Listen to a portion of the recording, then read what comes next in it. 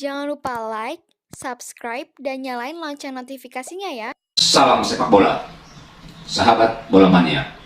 Jumpa lagi dalam Bola Mania Channel bersama Yosef Tertulis. Indonesia tampil perkasa dan sukses menggilas Filipina 5-1 dalam laga keempat yang menentukan 2 hari lalu. 5 gol Indonesia ke gawang Filipina berkat permainan agresif dan cepat khas Indonesia.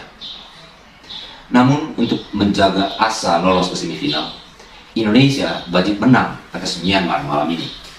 Namun sesuai peraturan baru AFF, kemenangan Indonesia malam ini atas Myanmar tidak otomatis meloloskan tim Garuda ke semifinal.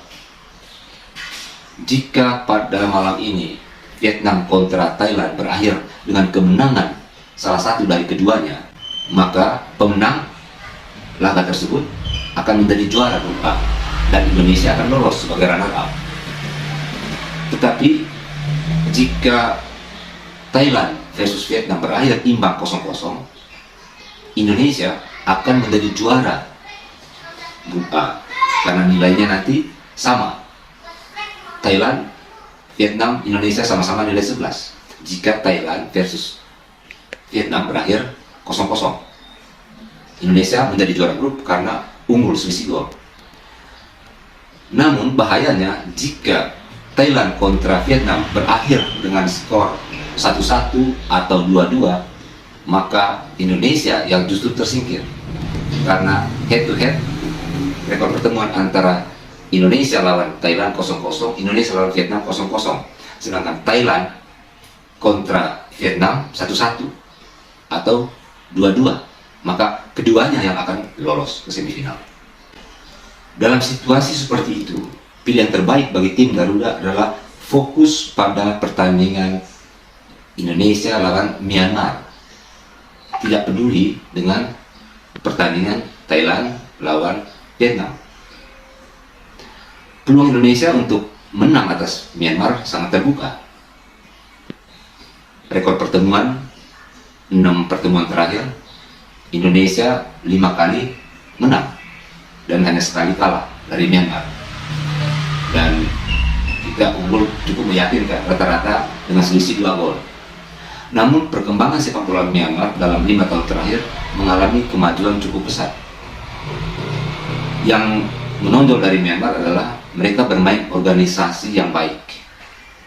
Mereka punya pemahaman taktik bermain yang cukup baik, sehingga sering menyulitkan tim-tim yang masuk dalam Big Five, 5 besar di Asia Tenggara: Thailand, Vietnam, Indonesia, Malaysia, dan Singapura. Kemenangan 7-0 atas Brunei dan 3-1 atas Filipina membuktikan Myanmar tergolong tangguh. Apalagi peluang Myanmar ke semifinal sudah tertutup, sehingga boleh jadi para pemain Myanmar malam ini akan bermain lepas. Sebaliknya, tim asuhan Sinteyong boleh jadi memikul beban yang berat karena harus menang untuk bisa melaju ke semifinal. Karena itu laga melawan Myanmar malam ini tidaklah mudah bagi tim Garuda. Satu-satunya cara untuk mengalahkan Myanmar tidak lain adalah bermain agresif, cepat, rapat dengan taktik high pressing, pressing atas, pressing di lini pertahanan Myanmar, seperti yang telah dipertontonkan oleh pasukan Garuda dalam 4 laga awal. Gaya khas Indonesia, main cepat, rapat, agresif, mampu menggilas Brunei 7-0 dan Filipina 5-1.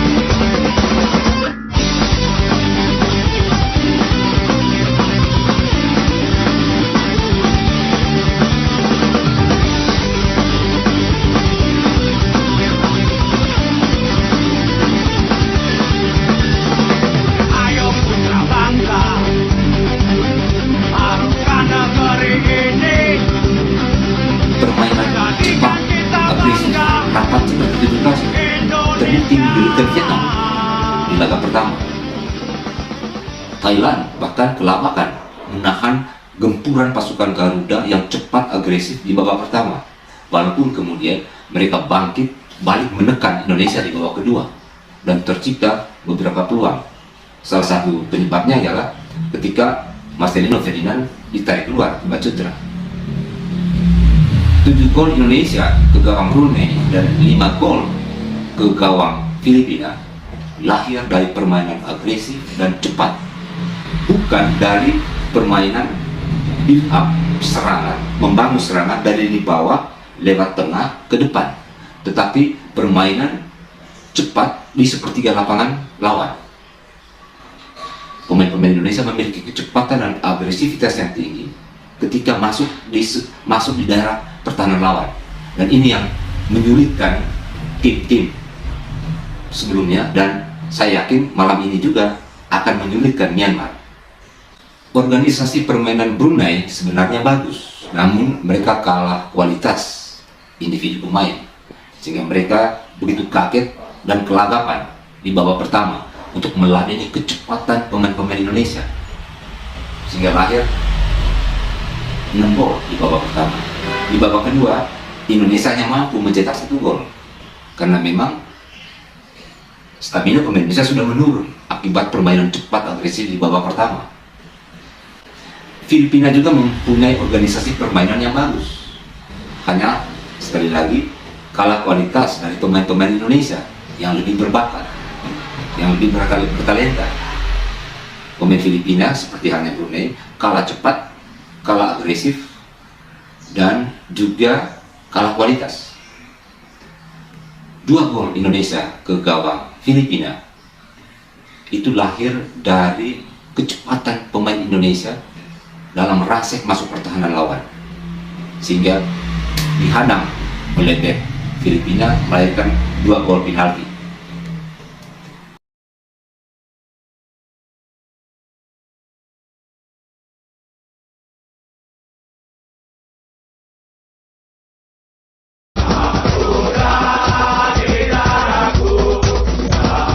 Proses gol indah itu dan Raja juga lahir dari kecepatan Niko dan Raza merangsek masuk ke jantung pertahanan Filipina untuk menyambut umpan dari second line ataupun dari sayap. Kita saksikan golnya berikut.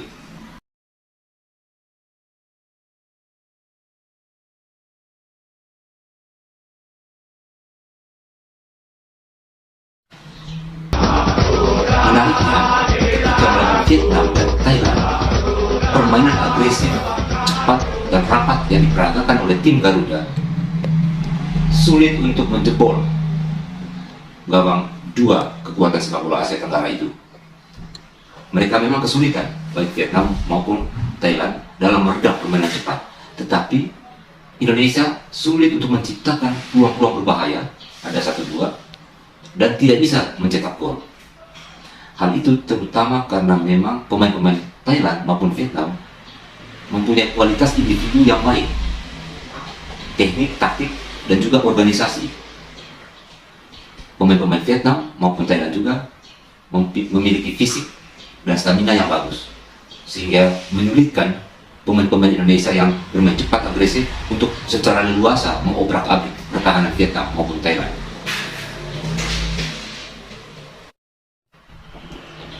Jadi secara teknis, Myanmar bukanlah kekuatan yang harus ditakuti, berbeda dengan Vietnam ataupun Thailand. Kekuatan Myanmar memang sedikit di atas Brunei dan Filipina, tetapi di bawah Vietnam dan Thailand. Buktinya, Thailand mengalahkan Myanmar 3-0 dan Vietnam membungkam Myanmar 3-1. Untuk bisa mengontrol, mendominasi, dan memenangkan pertarungan melawan Myanmar malam ini, saya memiliki beberapa catatan, beberapa faktor yang bisa menentukan kemenangan tim Garuda malam ini. Pertama, permainan agresif, cepat, dan rapat dengan high pressing harus bisa dilakukan oleh pemain-pemain Indonesia sejak kick off. Dengan begitu, permainan organisasi Myanmar bisa dirusak mereka tidak bisa mengembangkan permainan. Kedua, melakukan pressing atas. 3 back sentral kita mendorong pemain-pemain tengah naik, dan pemain-pemain tengah mendorong striker ke daerah sekitar kotak 16 lawan.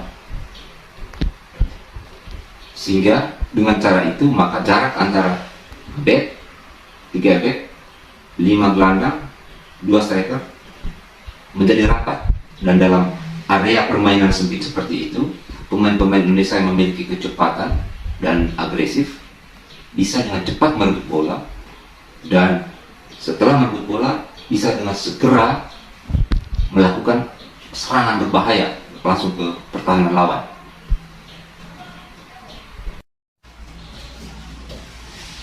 Mengajak bermain di lini tengah tentu ada resiko bahwa pemain-pemain Myanmar akan melakukan serangan balik cepat.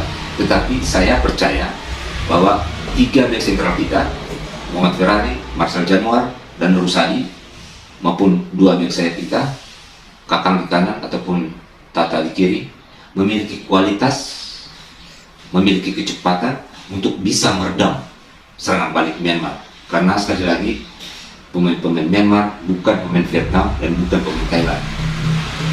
Faktor ketiga, saya melihat pelatih Sinteyong perlu menurunkan barisan penyerang berkarakter petarung sejati dan haus gol.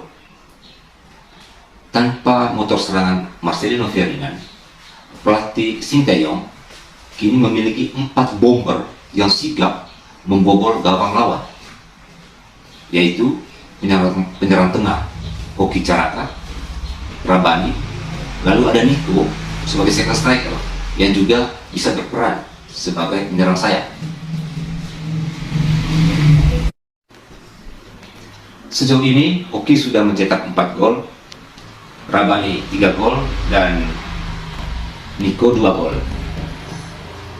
Juga masih ada Ronaldo Kuate yang piawai dalam melakukan serangan dari sayap, juga dia sudah mencetak 1 gol.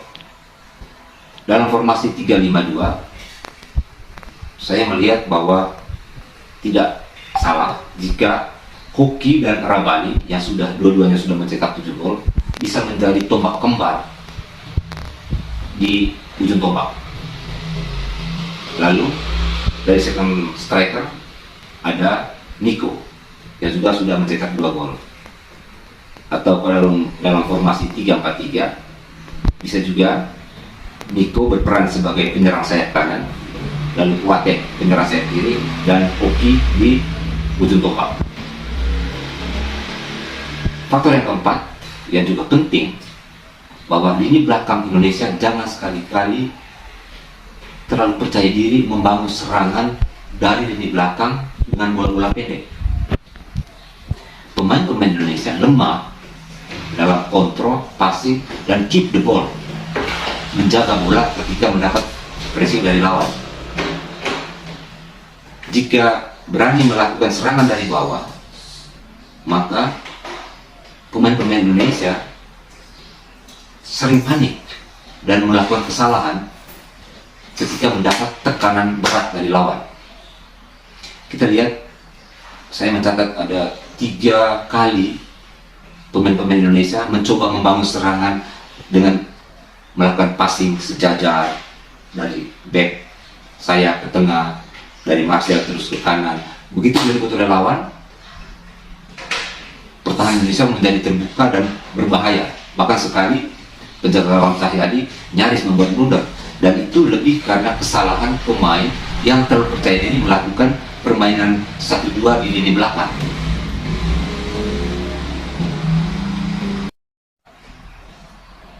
Saat melawan Thailand, situasi yang sama juga terjadi.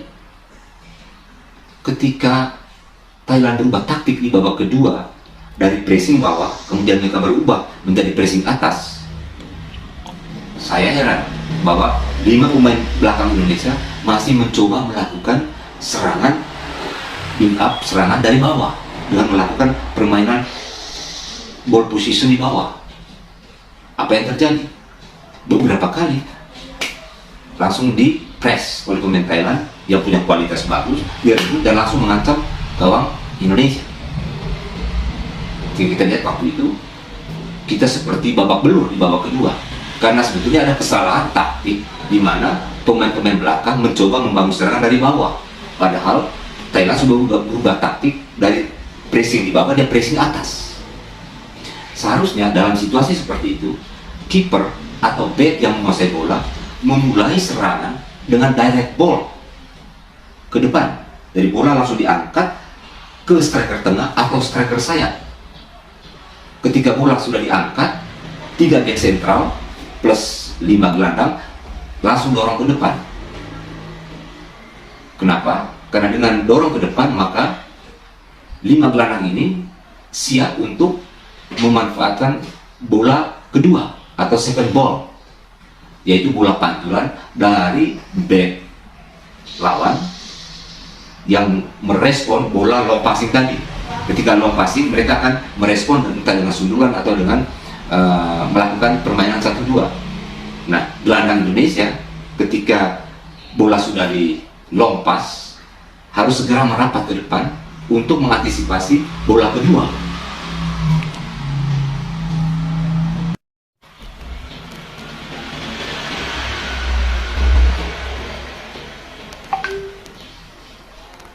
Cara bermain agresif, cepat, pendek dengan pressing atas sudah efektif saat melawan Brunei dan Filipina.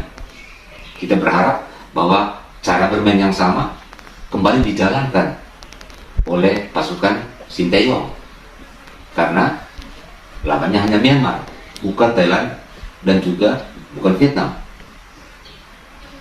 Indikator efektif dan tidaknya cara bermain seperti itu bisa dilihat nanti dari 2 hal. Pertama, permainan cepat menyerang langsung ke pertahanan Myanmar menciptakan banyak peluang dan bisa peluang-peluang itu bisa dikonversi menjadi gol.